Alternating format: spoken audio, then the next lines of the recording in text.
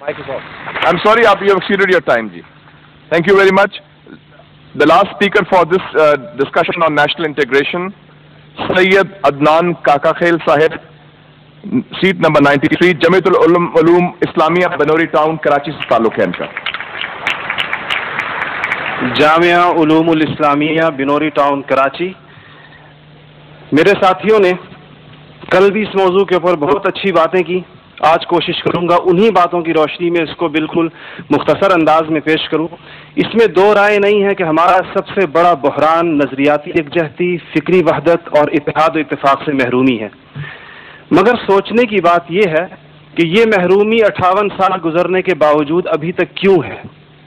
उसकी वजह यह है कि वो जो बुनियादी प्लेटफॉर्म दिया गया था कि पाकिस्तान का मतलब क्या, ला इलाहा इल्लल्लाह, उस पर कन्फ्यूजन पैदा कर दी गई. एक सोचे समझे मंसूबे के तहत अभी तक पूछा जा रहा है कि पाकिस्तान क्यों बनाया गया था, कायद का विजन क्या था. क्या ये चीज़ें बहुत क्लियर नहीं है? और क्या इस सवाल का जवाब मैं या आप दे सकते हैं या वो नस्ल दे सकती है जिसने तख्लीक पाकिस्तान के खाके में अपने खून से रंग भरा था? ये उनकी रूहों के साथ मजाक है, ये उनकी रूहों के साथ मजाक है, ये उनकी कुर्बानियों का मजाक है कि जी आप तो कट मरे, हमें समझ ही ना आया कि आपका मसला क्या था.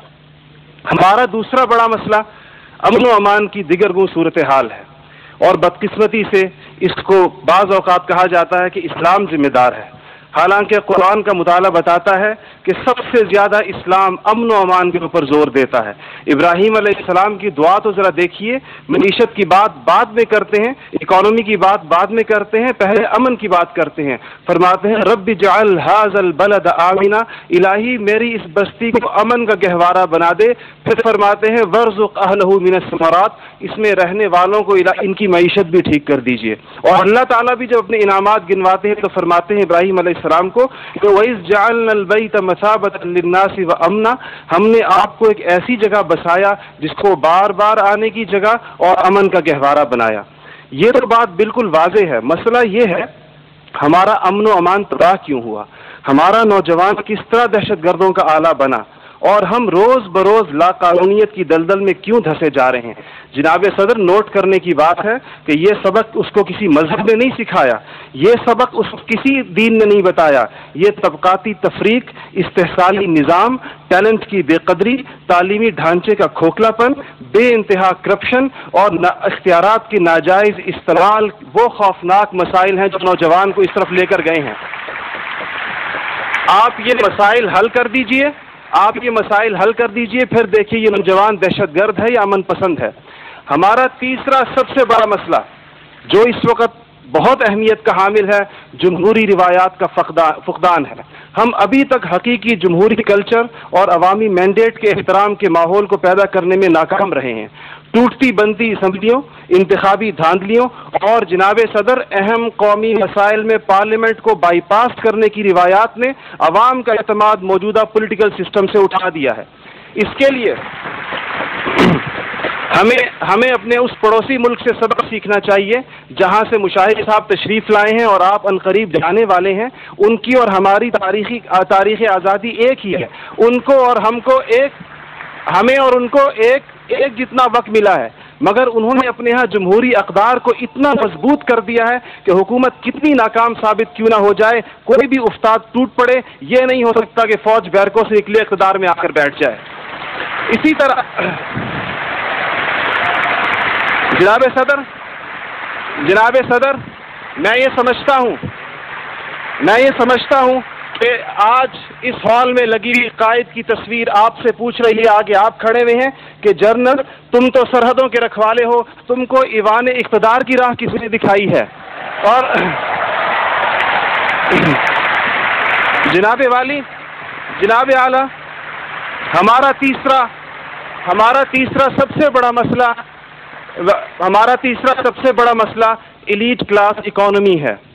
आपके आदादो शुमार के जादूगर कह रहे हैं कि मईशत तरक्की कर रही है, ज़र मुबादला के ज़खायर बढ़ रहे हैं, कर्जे कम हो गए हैं, कशकोल टूट गई है. आप बार बार कहते हैं पहले हम मांगने जाते थे, अब हम देने जाते हैं. और अवाम हैरान है कि खुदाया क्या माजरा है. मईशत तरक्की कर रही है, गरीब का चूल्हा बुझ रहा है, ज़र मुबादला के ज़खायर बढ़ रहे हैं, पेट्रोल की कीमतें आसमान से बातें कर रही हैं, रुपए की कीमत روپے کی قیمت ڈی ویلیو ہوتے ہوتے کہاں آ کھڑی ہوئی ہے. اور اس کے بعد ایک اور بات جناب صدر، آپ نے کہا کہ بسنت منانے سے کچھ نہیں ہوتا. اسلام تفریح سے ہرگز منع نہیں کرتا، بلکہ صحت مند تفریح کی حوصلہ افزائی کرتا ہے، مگر خدارا محروموں لاچاروں کی آرزوؤں کے مزار پر دھما چوکڑی نہ مچائی جائے. دیکھیں اسلام یہ کہتا ہے اگر ایک گھر کے اندر ایک عجیب تاثر ہے، ٹھیک ہے لوگ انفرادی طور پہ پتنگ اڑائیں، کوئی اس کو حرام نہیں کہتا، مگر جب ایک غریب دیکھتا ہے کہ میرے پیٹ میں روٹی نہیں، میرا صدر پتنگ بازی کر رہا ہے، تو وہ یوں سمجھتا ہے کہ ہمارے درمیان کوئی گیپ ہے. آپ بالکل وہ سمجھتا ہے.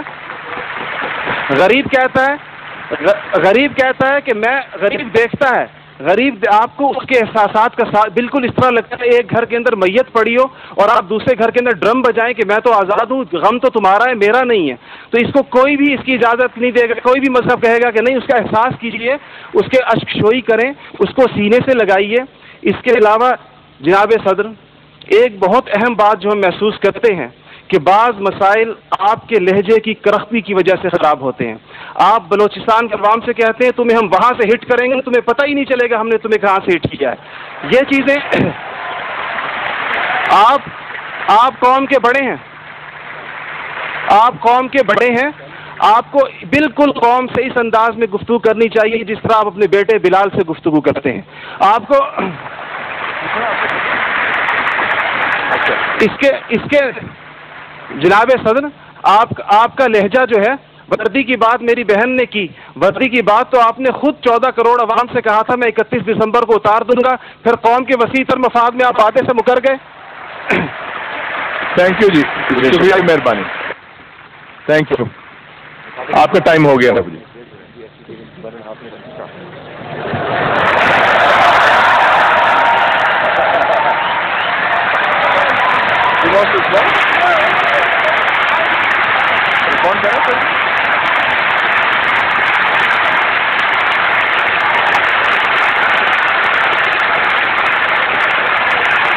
Okay.